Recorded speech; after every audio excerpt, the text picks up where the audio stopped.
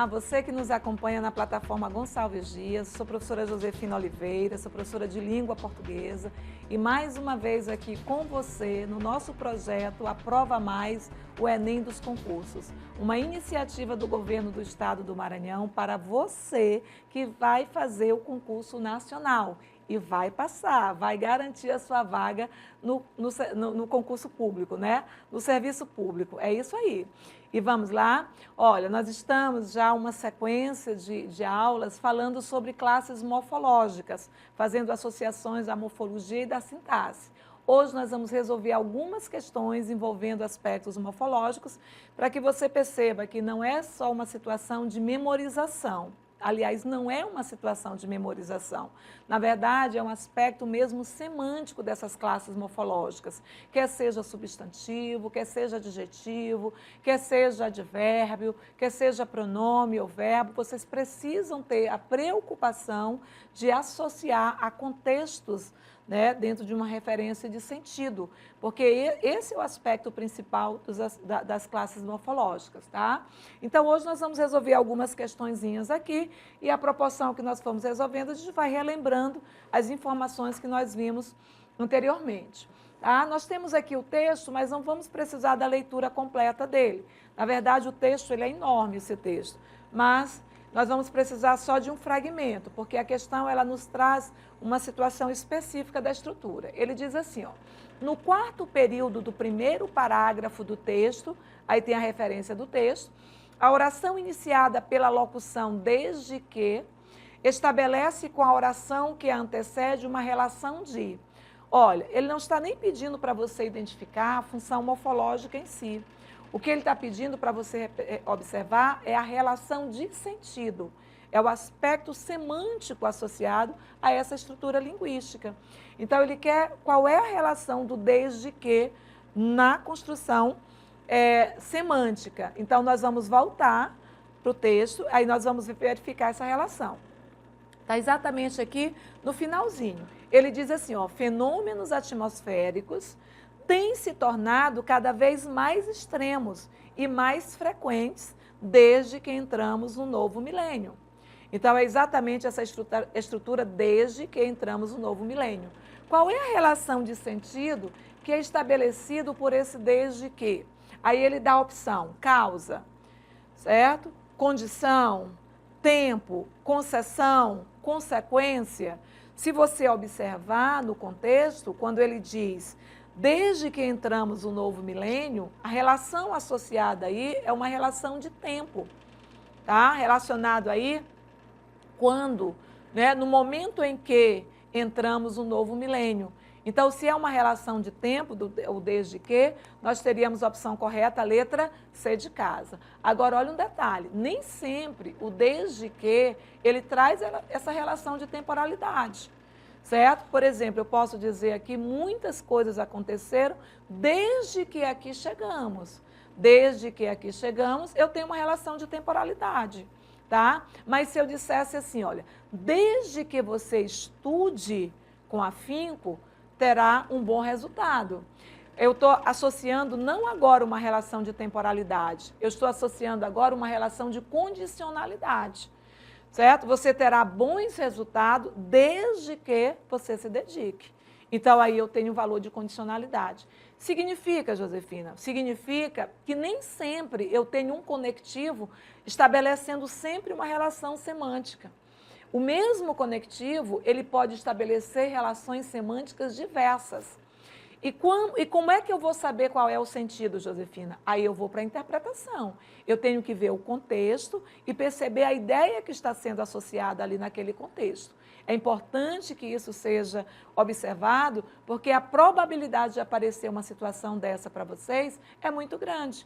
Então, não é memorizando. Eu não vou memorizar que o desde que é condicional, porque nós terminamos de ver um exemplo que ele é temporal, certo? Eu não vou memorizar, por exemplo, que o i é aditivo, porque em aulas anteriores nós já vimos o i com valor adversativo. Eu poderia usar até o i com valor conclusivo. Por exemplo, eu posso dizer assim, estudou bastante e fez boa prova, que equivaleria a dizer estudou bastante, portanto, logo, por conseguinte, fez boa prova. Então, eu tenho valor muito mais da conclusão que propriamente da adição, certo? E como é que eu determino essas relações de sentido, Josefina? Aí é a relação do contexto. Aí é que entra propriamente o aspecto interpretativo. Por isso que a gente estuda os aspectos linguísticos, a gente estuda a gramática, porque a gramática é o esqueleto do texto, é ela que vai montar a lógica que o autor, né, quem está escrevendo aquele texto, pretendeu, certo? E eu vou perceber, como leitora, essas pistas e associar os sentidos pretendidos, né, dentro da construção daquela ideia. Tá? Então, tenham cuidado com isso. A segunda questão, ela traz uma classificação do advérbio. Né? Na verdade, tem um texto sobre essa questão, mas não tinha necessidade de nós colocarmos o texto todo para ler, né? Para verificar um detalhe semântico desse advérbio. Ele diz assim, a palavra felizmente, no tocante às classes de palavras, é um advérbio de, certo? Então, aqui ele está falando diretamente da relação semântica desse advérbio. Quantidade? Não. Quem indica quantidade não é o advérbio. Nós vimos em aulas anteriores que quem indica quantidade ou é o numeral, e aí é bom você anotar isso, né? É bom você, tiver com um papelzinho em mãos, lápis, caneta, anote, é bom você assistir a aula com material didático em mãos, aí você associa. Quantidade ou é dada pelo numeral, que é quando eu tenho uma quantidade certa, por exemplo, 2, 3, 20, então eu tenho uma ideia de quantidade representada pelo numeral, ou eu posso ter a quantidade representada pelo pronome indefinido, quando eu tenho uma relação indefinida. Por exemplo, muitos, eu estou dando a ideia de quantidade, poucos, eu estou dando a ideia de quantidade, só que eu estou dando ideia em sentido vago. Aí, quando eu dou essa relação em sentido vago, quem representa aí são os pronomes indefinidos. O advérbio não traz ideia de quantidade. Então, já eliminamos aí a letra A, certo? A letra B, intensidade. O advérbio pode associar a ideia de intensidade, mas a referência do felizmente, ele não está intensificando uma ideia, certo? Quando eu utilizo, por exemplo, muitos, associando aqui, ele falava muito alto. Esse muito alto, esse muito intensifica o verbo, certo? Muito estudioso. Esse muito intensifica o adjetivo, certo? Mas no caso aqui do infelizmente, eu não estabeleço essa relação de intensidade. Estabeleceria aí a referência, por exemplo, de lugar, né? O infelizmente da ideia de lugar, não. A ideia de lugar, eu estou associando a referência de lugares físicos, concretos, não é isso? E de negação, negação estaria associado ao não, certo? Estaria associado aí dentro de uma referência da associação com o verbo dando valor negativo. Tá? Então, por eliminação, nós teríamos a opção correta, letra C de casa, certo? Associando aí o valor semântico do felizmente. Muitos colocam que os advérbios terminados em mente, eles são advérbios de modo. Verdade, muitos são, mas não quer dizer que sempre que eu tiver um advérbio terminado em mente, eu já vou dizer que ele é modo, tá? Normalmente são advérbios de modo. Isso já ajuda bastante. Sinceramente, honestamente, né? Felizmente, infelizmente, aí você associa a referência de modo. Tá? Na terceira questão, ele traz um aspecto do adjetivo. Olha, na primeira questão, nós fizemos associado a uma referência do conectivo, da conjunção.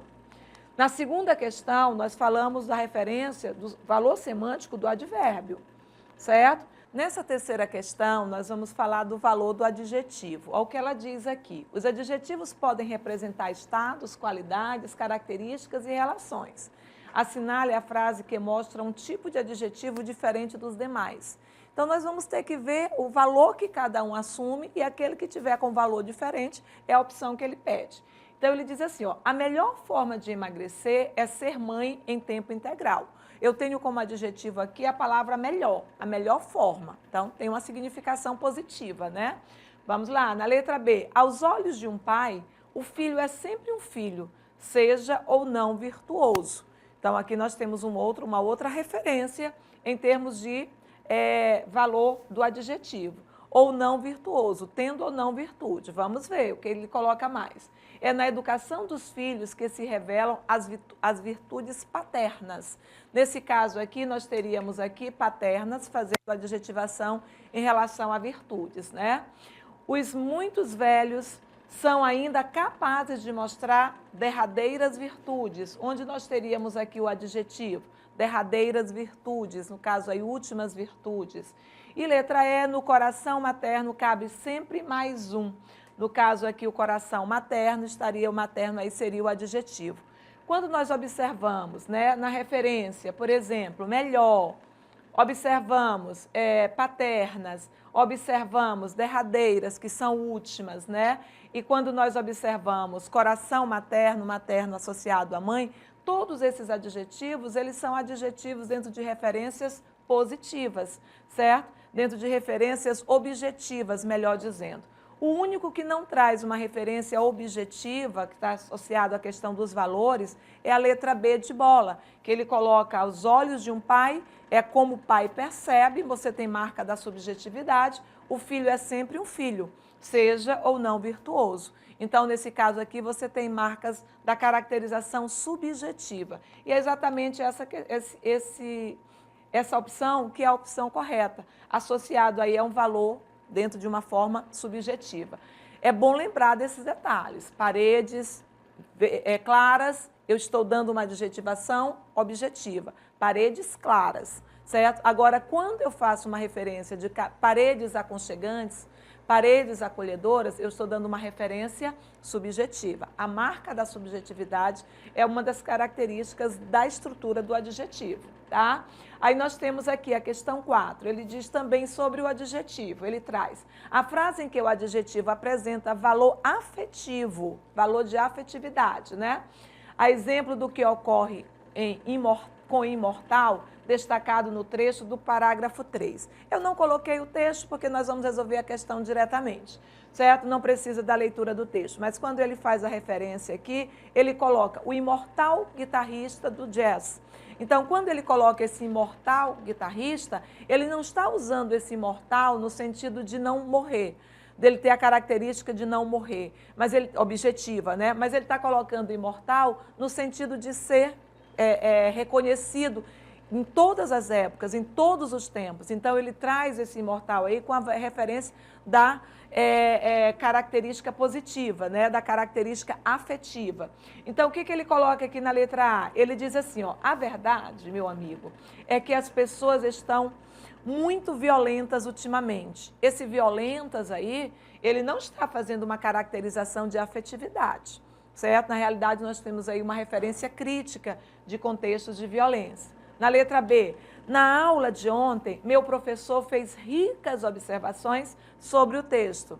Ricas observações, aí você tem uma referência positiva, né? Vamos ver se estaria associado aí a letra B. A letra C, fiquei muito emocionado quando regressei à minha cidade natal. O que é a cidade natal? A cidade onde você nasce. Então, nesse caso aí, nós teríamos uma adjetivação objetiva, não tem marca de subjetividade, não tem marcas de afetividade. Letra D, havia uma casa enorme ao lado daquela colina. Quando eu digo uma casa enorme, o enorme aí também está numa caracterização objetiva, não tem marca de subjetividade. Letra E, ele não passa de um recente milionário. O recente significa há pouco tempo, certo? Então, nesse caso também, nós temos uma referência objetiva.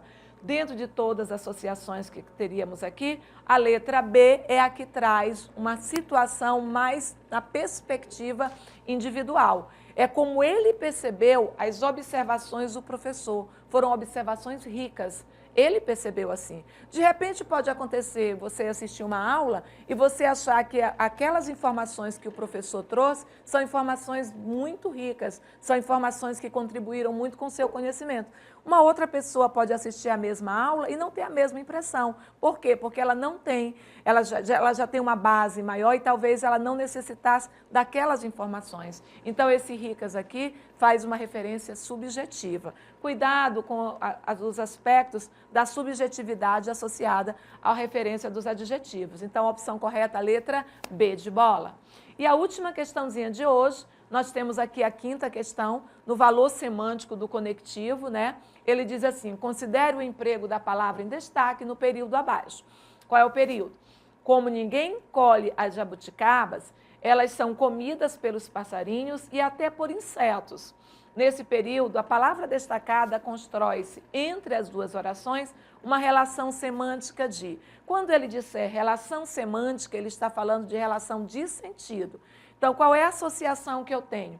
Como ninguém colhe as jabuticabas, equivaleria a dizer por que ninguém colhe, já que ninguém colhe. Quando eu estabeleço o porquê, o já que, a relação dada entre as duas informações é uma relação de causa.